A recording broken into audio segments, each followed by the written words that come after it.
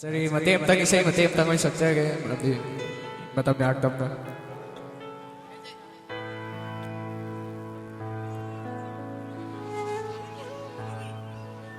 Lamba malang sulep kare, lamba ichel sukan kare, sat lamba leirang supong kare, thok lamba goro sulot kare, nangi aigi itau se uraga, ikai ramale mangkoi pumna makse.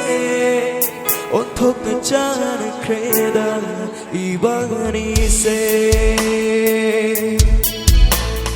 lamba malang sulep kare che lamba ichel sukan kare sat lamba leirang supong kare thok lamba goro sulot kare nangi aigi tau se uraga ikaya male makoi punna makse othok na chana kreda ibani se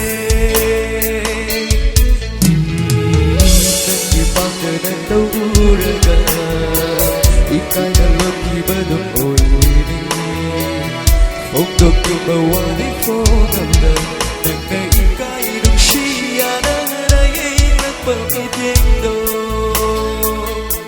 Saya si Egi Sister Pusparani mahal na tunas ng mga iba Manila ng Sir Sakamba Director Egi ng Cesar Bayyama Egi Guru Maganda naman mga tunas.